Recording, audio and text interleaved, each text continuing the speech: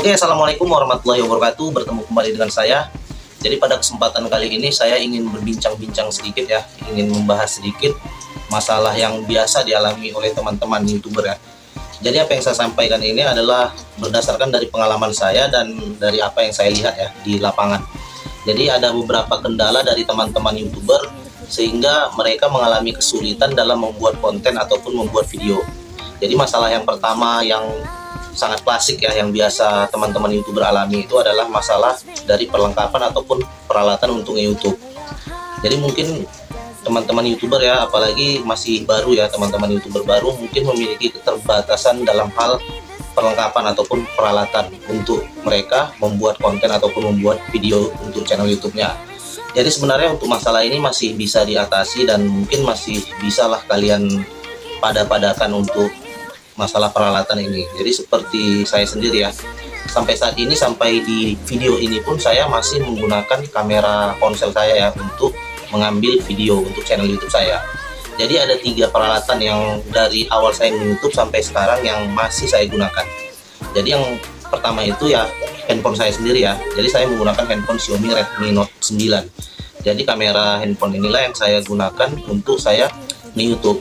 Jadi sebenarnya untuk kualitas daripada kamera itu, kualitas daripada video itu memang lebih baik kamera belakang ya dibanding kamera depan.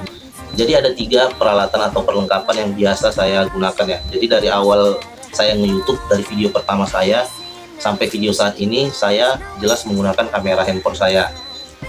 Selain itu saya juga menggunakan mix clip-on ya. Jadi mix clip-on Boya itu saya gunakan. Jadi itu saya beli di Lazada dengan harga 150.000. Jadi pada saat itu saya ada rezeki ya, saya beli aja lah untuk keperluan saya di YouTube. Jadi saya pikir seperti itu ya.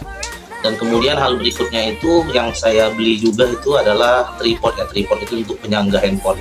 Jadi itulah 3 peralatan yang saya gunakan sampai saat ini. Jadi modal saya di YouTube itu cuma 3, handphone, clip-on, sama tripod. Itu aja. Saya tidak begitu suka atau tidak begitu menyukai jika saya menonton channel seorang itu kualitas suaranya itu sangat jelek ya. Jadi suaranya itu sangat kecil, sangat pelan. Jadi saya tidak suka. Jadi kalau suara video itu kecil, pelan, sepertinya tidak ada semangat ya, tidak ada gairah kita untuk menonton video tersebut. Jadi seperti apa ya kalau dibilang ya, jadi suaranya itu seperti berbisik-bisik. Jadi penontonnya itu bisa kedengaran suaranya itu kalau kita menontonnya itu jam 1 pagi, jam 2 pagi, di saat orang semua sudah tidur, suara sudah senyap, hening, baru kita bisa menonton video seperti itu, baru bisa suara seperti itu bisa kita dengar. Jadi saya kembali lagi ke diri saya ya, sebagai penonton, jujur saya kurang suka jika video yang saya tonton itu kualitas suaranya sangat jelek. Jadi itu yang pertama, makanya saya beli mix clip-on ini untuk menunjang kualitas suara saya. Jadi ya memang kalau mix clip-on Boya ini memang suaranya tidak jernih-jernih amat ya, tapi setidaknya bisa membantulah lebih mengeraskan volume suara kita. Jadi membantu juga lah. Selain itu nanti kita bisa mengeditnya juga di ini ya, di video editor kita. Jadi saya menggunakan KineMaster untuk mengedit. Jadi di KineMaster itu saya bisa mengedit suaranya biar lebih ngecas lagi, biar lebih besar lagi. Jadi suara itu hal yang terpenting ya dalam hal kita membuat konten ataupun video. Dan tripod sendiri itu hanya untuk menyangga ya. Jadi kalau kita nyangga ponsel kita itu di balik buku atau di balik benda-benda lain, tentunya nanti gambar yang dihasilkan akan mereng ya, akan tidak rata. Makanya saya beli tripod. Jadi kalau tripod ini saya beli seharga berapa ya, kalau tidak salah tidak sampai 50.000, tidak sampai lah. Jadi itulah 3 modal saya untuk. Jadi nggak banyak sih. Jadi memang saya murni ya, YouTuber modal HP. Oke, jadi mungkin itu kendala yang pertama ya yang dialami teman-teman YouTuber yang masalah peralatan ataupun perlengkapan. Jadi kalian gunakan sajalah perlengkapan yang ada, peralatan kalian yang ada. Tapi yang perlu kalian usahakan itu setidaknya kalian itu harus ada modal sedikit juga ya. Ibarat kita mau bersawah, tentunya kita perlu modal cangkul ya untuk bajak sawah, untuk nyawah ya. Jadi seperti itulah di YouTube. Jadi sebelum kita mendapatkan hasil, setidaknya kita adalah mengeluarkan modal untuk mendapatkan hasil tadi. Seperti halnya dengan bersawah tadi ya, sebelum kita panen tentunya kita harus punya modal juga ya untuk membajak sawah, untuk bersawah. Itulah tadi cangkul. Jadi itu hal yang paling mendasar ya, clip on lah, setidaknya kalian memiliki clip on lah atau pengeras suara lainnya yang sejenis yang menurut kalian bagus. Dan selain itu ya tripod lah, apa salahnya kalian beli. Jadi kalian bisa menyisihkan uang kalian untuk membeli dua perlengkapan tersebut. Kalau handphone sudah pasti ya. Jadi kalian tidak usah dulu lah berpikiran untuk membeli peralatan-peralatan yang mahal untuk YouTube agar video kalian bagus atau inilah atau itulah.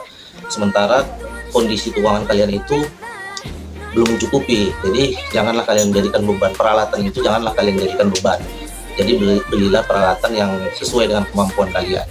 Jadi itu saran saya juga ya buat kalian teman-teman YouTuber. Untuk hal kedua yang menjadi kendala teman-teman YouTuber itu adalah masalah lingkungan atau tempat dia membuat video ataupun membuat YouTube ataupun membuat channel YouTube. Jadi ini bagi saya masalah juga ya, karena saya tinggal di daerah yang padat penduduk ya. Jadi banyak suara-suara dari luar itu akan ditangkap pada saat saya membuat konten ataupun membuat video. Entah itu suara anak-anak atau tetangga lagi ribut lah, atau ayam lagi berkokok lah, atau ada suara tarahim dari masjid lah. Jadi itu sebenarnya masalah juga ya bagi saya, dan masalah itu sampai sekarang masih saya alami ya. Apalagi saya ini kan memang membuat konten itu, membuat video itu indoor ya, di dalam ruangan.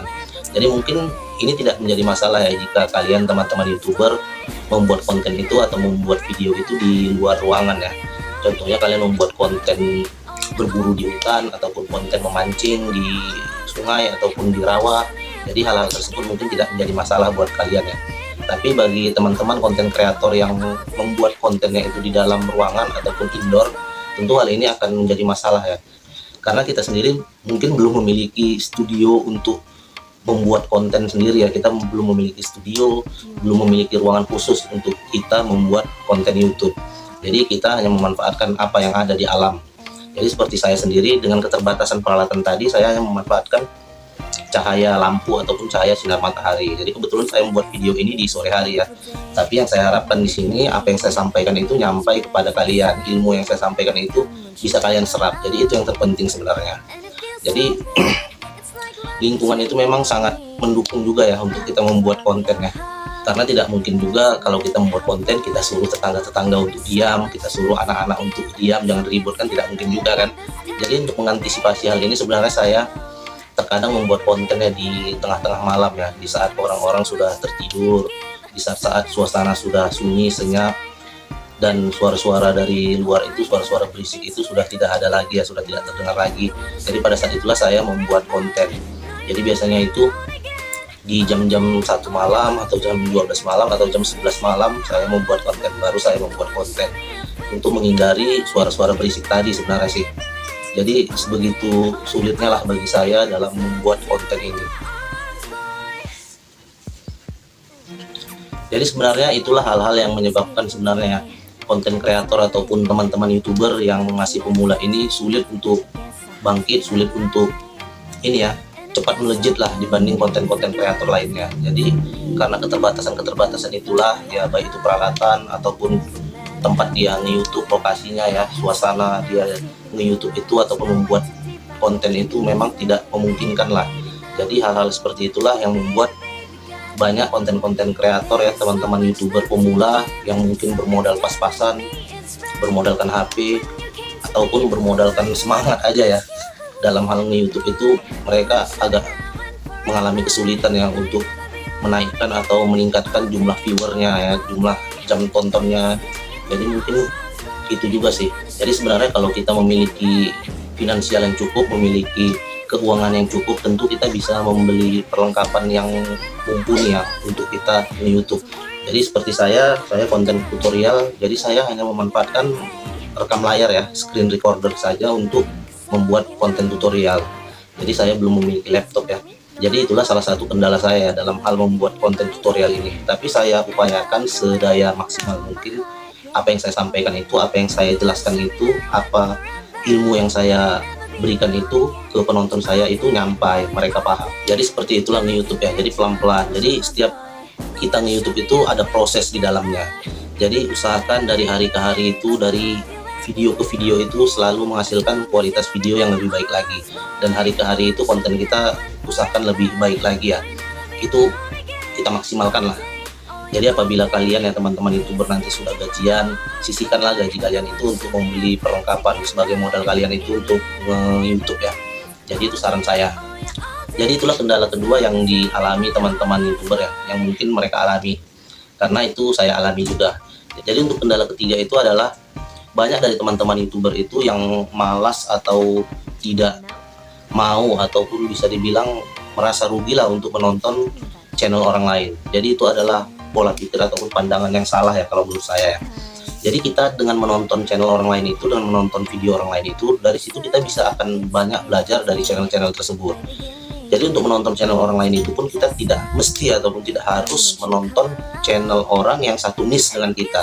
Jadi tidak harus ya. Jadi kalian bisa menonton channel orang itu yang beda niche dengan channel kalian, yang berbeda niche-nya dengan channel kalian, itu tidak masalah. Karena kita menonton channel orang lain itu bukan hanya melihat daripada apa yang disampaikannya saja. Jadi dari cara dia membuat video itu, mengambil gambar pun, dari situ kita bisa belajar ya. Jadi dengan menonton channel orang itu, apa yang kita suka dari channel itu, apa yang kita suka dari video itu, bisa kita terapkan nanti pada video kita. Jadi maksud saya seperti itu ya. Jadi apa yang kita minati, apa yang kita sukai, penyampaian apa yang menurut kalian itu bagus dari channel itu, nanti bisa kalian terapkan pada channel kalian. Begitu juga dengan cara pengambilan gambarnya, cara pengambilan videonya, dan bagaimana cara dia menyampaikan sesuatu itu, dan menurut kalian itu bagus, nanti bisa kalian terapkan pada channel kalian. Karena di situ kalian memposisikan diri sebagai penonton.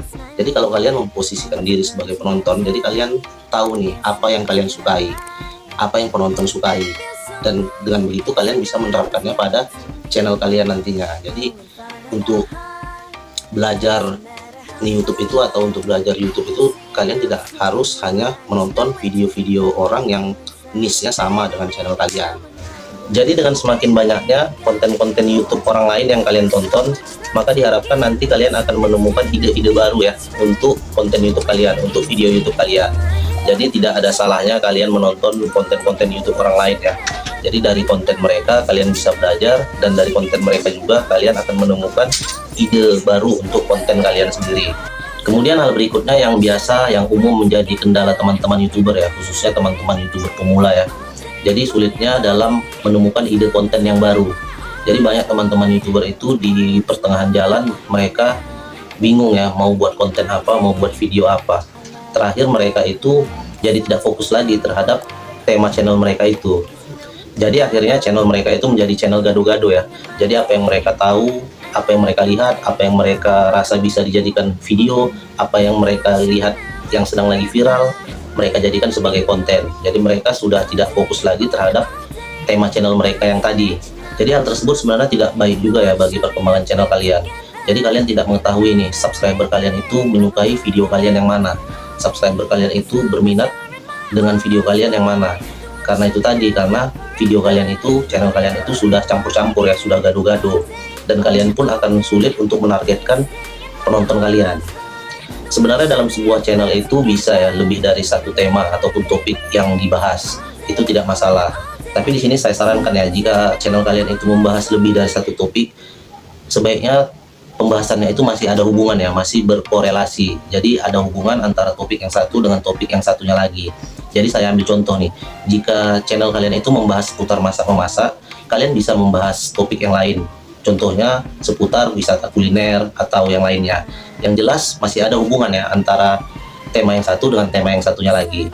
Saya ambil contoh lagi nih, misalnya channel kalian itu membahas masalah berkebun kelapa sawit misalnya ya.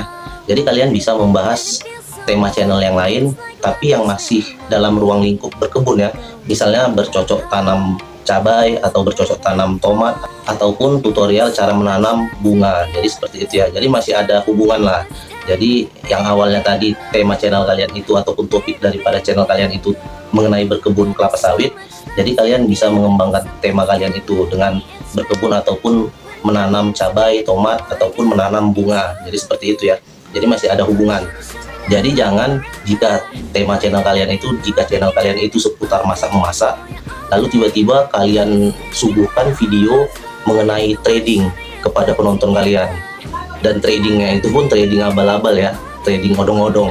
Jadi jangan seperti itu ya. Jadi tidak ada hubungan ya antara cara memasak, antara tutorial memasak dengan trading. Jadi sangat bertolak belakang. Jadi intinya pada satu channel itu boleh ya, tidak ada masalah jika kalian membahas lebih dari satu topik ataupun satu tema. Tapi ingat ya, harus saling berhubungan, harus saling berkorelasi. Oke, jadi mungkin itu aja sedikit informasi, sedikit masukan yang bisa saya berikan ya. Jadi jika ada kendala-kendala lain selain yang saya sebutkan tadi yang kalian hadapi ya teman-teman YouTuber ya, jadi bisa kalian berkomentar di kolom komentar ya. Jadi kita akan sama-sama untuk mencari solusinya nanti. Jangan lupa di like channel ini, di share juga ke teman-teman YouTuber lainnya, dan di subscribe. Akhir kata wabillahi taufiq wal hidayah. Wassalamualaikum warahmatullahi wabarakatuh. Salam YouTuber pemula.